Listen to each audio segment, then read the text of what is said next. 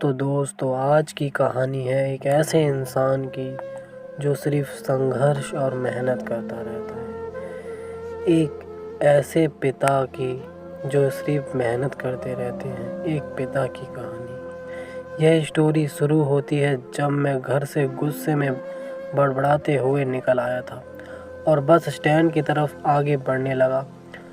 मैं मन ही मन बड़बड़ा रहा था, पता नहीं कितने पैसे छुपा रखे हैं लेकिन मेरे लिए बाइक नहीं ले सकते। अब मैं यहाँ से चला जाऊँगा और तब तक वापस नहीं आऊँगा जब तक मैं खुद के पैसों से बाइक नहीं खरीद लेता। इतना सोच ही रहा था तभी मेरे पैर में मुझे कुछ चुभने लगा। नीचे देखा तो समझ आया कि जल्दबाजी में मैं पापा के जूते पहन आया हूँ। उन जूतों में कील उभरी हुई थी जो मेरे पैर में बार बार घाव किए जा रही थी। लेकिन उस समय गुस्सा अधिक था तो मैंने बड़बड़ाते हुए आगे बढ़ गया। एकाएक मुझे याद आया कि मैं पापा का पर्स भी साथ ले आया हूँ। मेरे खुराफाती दिमाग में एक ख्याल आया, क्यों ना आज पापा का पर्स चेक किया जाए जिसे आज तक उन्होंने किसी को हाथ तक नहीं लगाने दिया। पता नहीं कौन सा खजाना छुपा है इस पर्स में जो किसी को हाथ नहीं लगाने देते। जब मैंने पापा का वह पुराना पर्स खोल कर देखा तो उसमें तो पैसे तो नहीं मिले, लेकिन पैसों की जगह पर एक डायरी रखी हुई थी। तब मैंने सोचा, ओह, तो यह खजाना छुपा है। मैं समझ रहा था कि वहाँ पापा ने लिखा होगा कि किस से कितने पैसे लेने हैं और किसको किसने कितने पैसे दिए हैं, लेकिन मैं गलत था। जब मैंने उस छोटी सी डायरी का पहला पेज खोल कर देखा तो वहाँ पर जो लिखा था वह थोड़ा सीरियस कर देने वाला था। डायरी में जो लिखा था उसे पढ़ने के बाद मेरे चेहरे पर एक्सप्रेशन थे वह गायब हो चुके थे, क्योंकि डायरी में वैसा कुछ नहीं था जैसा मैं सोच रहा था।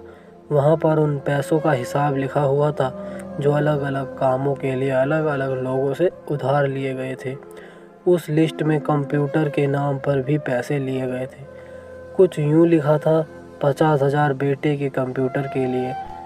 यह वही कंप्यूटर था जिसे मैं आज तक यूज़ कर रहा हूँ, लेकिन मुझे यह पता नहीं था उस कंप्यूटर को ख़रीदने के लिए पैसे कहाँ से आए हैं।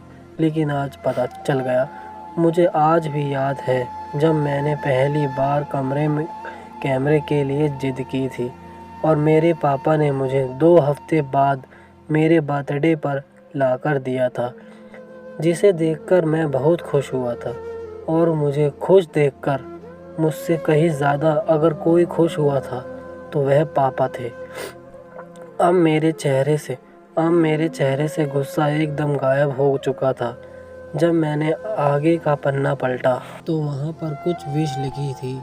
पहली जो विश थी उसमें जो लिखा हुआ था, अच्छे जूते पहनना, वह बात मेरी कुछ समझ नहीं आई। तभी मेरा पाँव अचानक सड़क पर भरे हुए पानी पर जा पड़ा और तभी मेरे पाँव में कुछ गीलीपन होने का एहसास हुआ। जब मैंने जूता उतार कर देखा तो उसका तला टूटा हुआ था। वह देखकर मुझे डायरी में लिखी बात याद आ गई। तभी मुझे माँ पापा की कई बातें भी याद आ रही थी कि कैसे माँ जब कहा करती थी पापा से, अब तो जूते पुराने हो गए, नए ले लीजिए, तो पापा अक्सर यह कहकर टाल दिया करते थे, जूते अभी और चलेंगे, अभी कुछ दिन पहले तो लिए थे। मुझे आज समझ आ रहा था कि कितने दिन और चलेंगे। साथ ही साथ यह भी समझ आ रहा था कि पापा पर्स को क्यों छुपा रहे थे। तभी उस डायरी को पढ़ते हुए बस स्टैंड पर पड़ी बेंच पर आकर बैठ गया। अब उस डायरी का आखिरी पन्ना बचा हुआ था। उस पन्ने को जब मैंने पलट कर देखा तो वहाँ कल की डेट लिखी हुई थी। तारीख के नीचे लिखा हुआ था 50,000 रुपये बाइक के लिए। बस इतना पढ़ा और दिमाग सन्न रह गया। अब मेरे मन में कोई शिकवा गिला नहीं बचा था, बस मेरी आंखों से आंसू चले आ रहे थे। अब मैं जल्दी से घर की तरफ भागा, लेकिन जूतों की वह कील पाँव में अब तक घाव बनाने में कामयाब हो चुकी थी। मैंने जूतों को रास्ते में ही निकाल कर फेंक दिया था और भागते लड़खड़ाते हुए घर जा पहुंचा, लेकिन पापा घर पर नहीं थे। मैं समझ गया वह कहाँ गए थे। मैं सीधा पास वाली बाइक एजेंसी की तरफ भागा। पता नहीं आज कहाँ से इतनी ताकत आ गई थी कि मैं भागते हुए थक नहीं रहा था, और वह भी बिना जूतों के नंगे पैर भाग रहा था। जैसे तैसे मैं बाइक एजेंसी पर पहुंचा। पापा वहीं थे। मैंने पापा को दौड़कर गले लगा लिया और मेरी आंखों से आंसू रुकने का नाम ही नहीं ले रहे थे। पापा को समझ नहीं आ रहा था कि आखिर इसे हो क्या गया है। मैंने पापा से कहा, पापा मुझे मोटरसाइकिल नहीं चाहिए, आप अपने लिए जूते ले लीजिए। अब आज से मैं आपकी हर बात मानूंगा। बस इतनी सी थी ये कहानी। यह हार्ट टचिंग स्टोरी लिखते हुए आज मेरी भी आंखों में आंसू आ गए।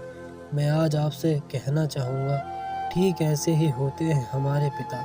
हम अक्सर देखते हैं कि हम अपनी माँ से हर बात शेयर करते हैं और माँ भी इसके बदले में हमें बहुत प्यार देती है। लेकिन एक शख्स ऐसा है जो हमें छुपकर प्यार करता है। वह होते हैं पिता, जो हमसे प्यार करते हैं पर छुपकर करते हैं, जो अपने बच्चों से उन्हें बिना बताए छिपकर प्यार करता है, खुद की इच्छाओं को मार कर बच्चों के लिए सपने देखता है और उनकी खुशी में खुश हो जाता है।